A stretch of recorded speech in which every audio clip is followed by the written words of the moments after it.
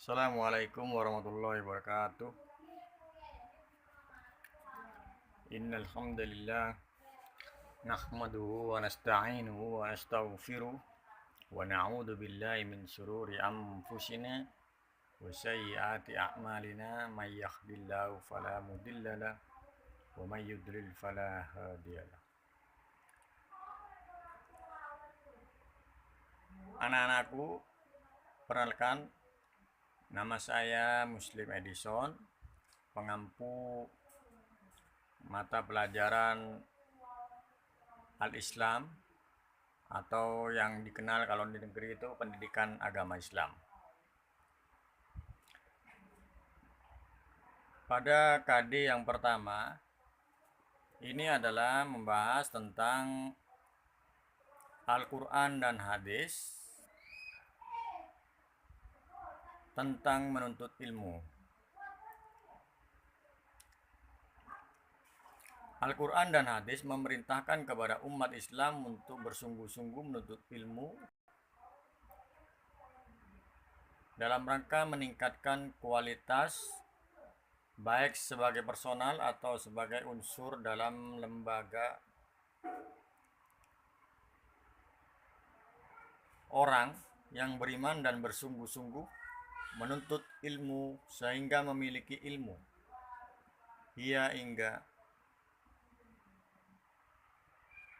hingga ia mumpuni sebagaimana Allah Subhanahu wa taala mengangkat derajat kepada derajat yang tinggi.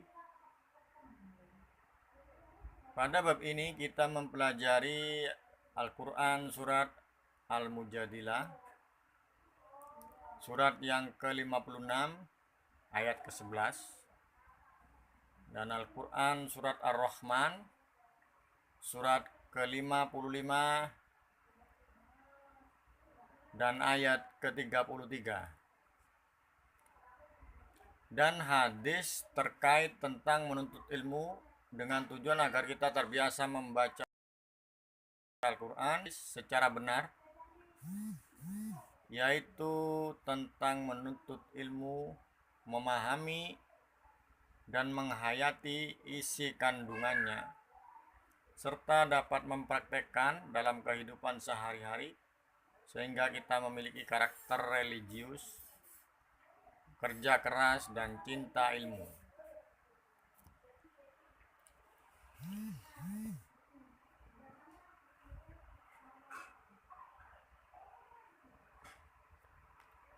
A'udzu billahi minasyaitonir rajim. Bismillahirrahmanirrahim.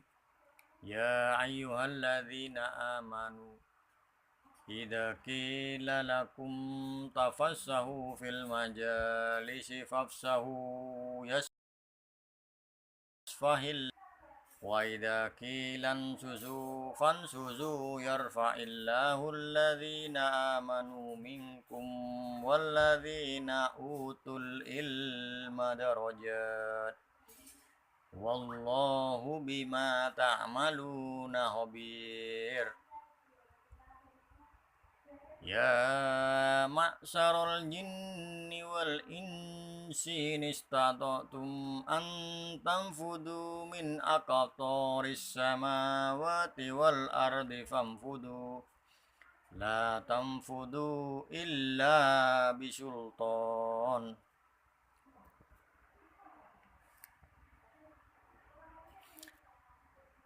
Artinya Al-Quran surat Al-Mujadilah, hai orang-orang yang beriman, apabila dikatakan kepadamu berlapang-lapanglah dalam majelis, maka lapangkanlah, niscaya Allah akan memberi kelapangan untukmu. Dan apabila dikatakan berdirilah kamu, maka berdirilah, sehingga niscaya Allah akan meninggikan orang-orang yang beriman di antara kamu dan orang-orang yang diberi ilmu pengetahuan beberapa derajat, dan Allah mengetahui apa yang kamu kerjakan. Pada Quran surat Ar-Rahman, hai jemaah jin dan manusia, jika kamu sanggup menembus dalam kurung melintas penjuru langit dan bumi, maka lintasilah. Kamu tidak akan dapat menembusnya kecuali dengan kekuatan.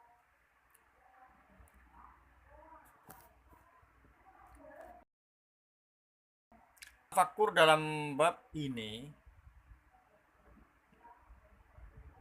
diceritakan bahwasanya Ibnu Abbas, yaitu sepupu Nabi, teladan para penuntut ilmu. Siapa yang tak kenal Ibnu Abbas? Beliau adalah sahabat sekaligus sepupu Rasulullah SAW, bernama lengkap Abdullah bin Abbas bin Abdul Muthalib Al-Hashimi. Berkat kepandaiannya, Rasulullah SAW memberi gelar Al-Habru wal Bahru, tinta dan lautan. Terlepas dari doa Rasulullah untuk menganugerahkan keluasan ilmu, Ibnu Abbas adalah pemuda yang sangat bersungguh-sungguh dalam menuntut ilmu. Ketika Rasulullah wafat, Ibnu Abbas kecil, berusia 13 tahun. Namun ia tergolong sahabat yang banyak meriwayatkan hadis dari Rasulullah. Sampai-sampai Umar bin Khattab berkata, seandainya Ibnu Abbas menyamai usia kami, maka tidak ada seorang pun di antara kami yang mampu menandinginya, walaupun hanya 1/10 ilmunya.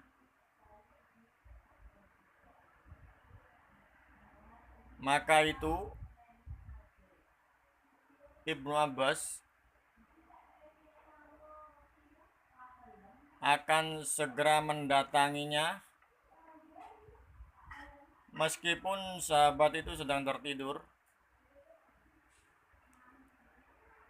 Ibnu Abbas akan menunggunya di depan pintu rumahnya hingga kadang angin berhembus menerpa. Seandainya ia mengetuk pintu, tentu sahabat itu akan membukakan pintu untuknya. Ibnu Abbas tidak melakukannya. Ia menanti hingga pemilik rumah bangun dan mendapatinya. Wahai putra paman Rasulullah, apa yang menggerakkanmu ke sini? Seandainya kau mengirim utusan, pastilah aku akan datang. Demikian seru tuan rumah. Heran. Apa kata Ibnu Abbas? Akulah yang harus mendatangi, yang harus datang. Sebab ilmu itu didatangi, bukan mendatangi. Kesungguhan dan ketekunan dalam menuntut ilmu itulah yang patut dipelajari oleh seorang muslim. Di tengah gempuran budaya serba instan, Ibnu Abbas tak mencukupkan diri tahu dari sumber kedua atau ketiga, tapi menemui langsung ke sumber pertama. Ia pun tahu bagaimana mendudukkan posisi guru dan murid. Tidak serta-merta karena sepupu Rasulullah lantas Ibnu Abbas memudahkan perkara. Ibnu Abbas memuliakan ilmu dengan mendatangi langsung sang guru,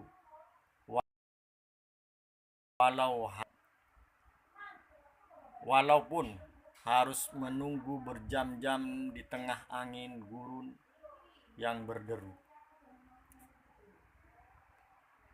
Itu bahan untuk tafakur kita. Bagaimana dengan kalian? Apakah kalian mampu seperti Ibnu Abbas? Yang kedua, tafakkur, perenungan kita tentang ayat-ayat Allah, yaitu Quran surat Al-Mujadalah ayat 11 dan Quran surat Ar-Rahman ayat 33. Ini perlu kita renungkan. Bisa mencapai kesungguhan yang benar-benar diinginkan.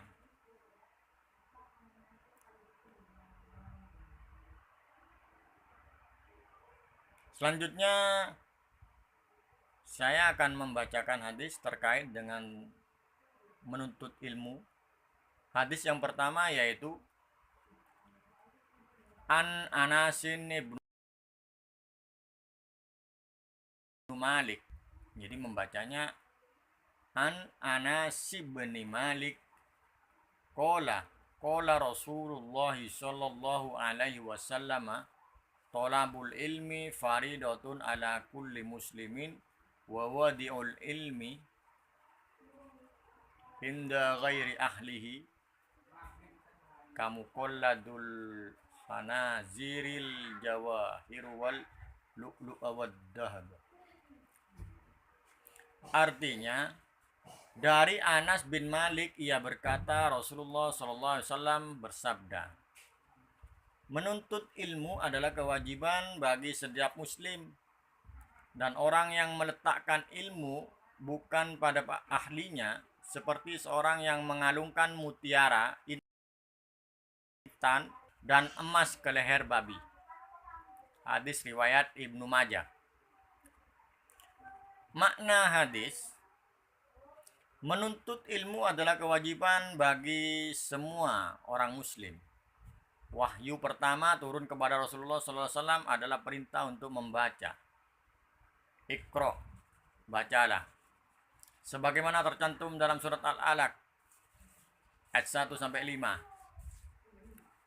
Hal ini sebagai petunjuk dari Allah tentang pentingnya membaca sebagai aktivitas mencari dan memahami sesuatu ilmu pengetahuan. Adapun hadis kedua juga dari Anas bin Malik. An Anas bin Malik qala Rasulullah sallallahu alaihi wasallam man kharaja fi talabil ilmi kana fi sabilillah hatta yarji'a. Rawahu Tirmidzi. Dari Anas bin Malik telah bersabda Rasulullah SAW, barang siapa yang keluar atau pergi untuk mencari ilmu, maka ia berada di jalan Allah fi sabilillah sehingga ia kembali. Hadis riwayat Tirmidzi. Makna hadis tersebut, Rasulullah SAW menegaskan bahwa menuntut ilmu itu dinilai sebagai berjuang di jalan Allah. Sehingga barang siapa yang mencari ilmu dengan sungguh-sungguh, ia akan mendapatkan pahala yang berlipat-lipat ganda. Bahkan bila seorang meninggal dunia saat mencari ilmu, dia akan mendapatkan surganya Allah karena dinilai sama dengan mati syahid. Hadis yang ketiga,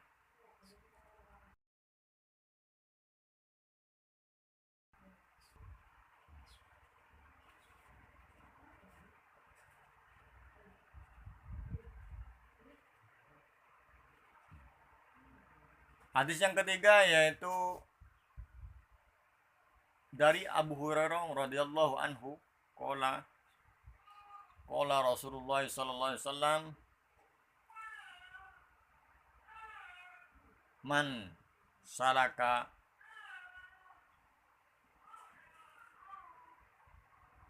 salaka fi talabil ilmi sahhalallahu bihi yaltamisu fihi ilman sahhalallahu bihi.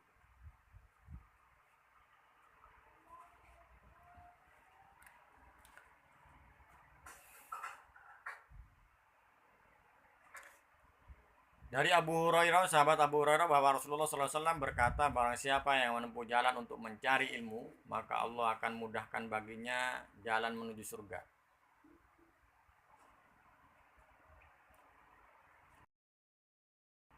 Hurairah radhiyallahu anhu qala Rasulullah sallallahu alaihi wasallam, man salaka tariqan yaltamisu fi ilman sahhalallahu ilal jannah. Makna hadis, dalam perkembangan dunia saat ini banyak godaan, permainan, dan hal-hal yang melalaikan seseorang untuk belajar atau menuntut ilmu. Seorang muslim harus memiliki semangat pantang menyerah untuk belajar. Oleh karena itu Allah menjanjikan balasan bagi orang yang bersungguh-sungguh dalam menuntut ilmu. Dengan kata wata, ta'allamu shaghiran wa'mal bihi kabiron. Belajarlah di waktu kecil dan amalkanlah di waktu besar. Jika ada pertanyaan, silakan kalian WA pribadi. Dalam sebuah riwayat dikatakan bahwasanya untuk menjadi orang baik itu ujiannya berat.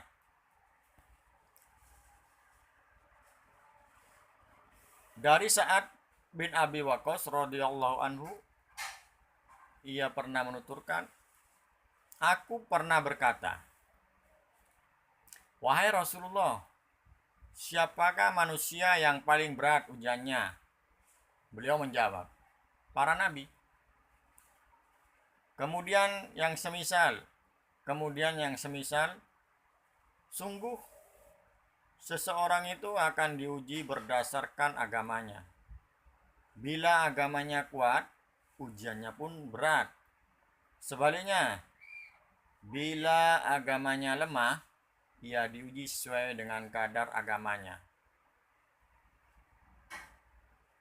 Ujian tidak akan berhenti menimpa seorang hamba hingga ia berjalan di muka bumi dengan tidak mempunyai kesalahan. Maka dari itu, anak-anak, kalian jangan berleha-leha. Bersungguh-sungguhlah dalam belajar, bersungguh-sungguhlah dalam menuntut ilmu,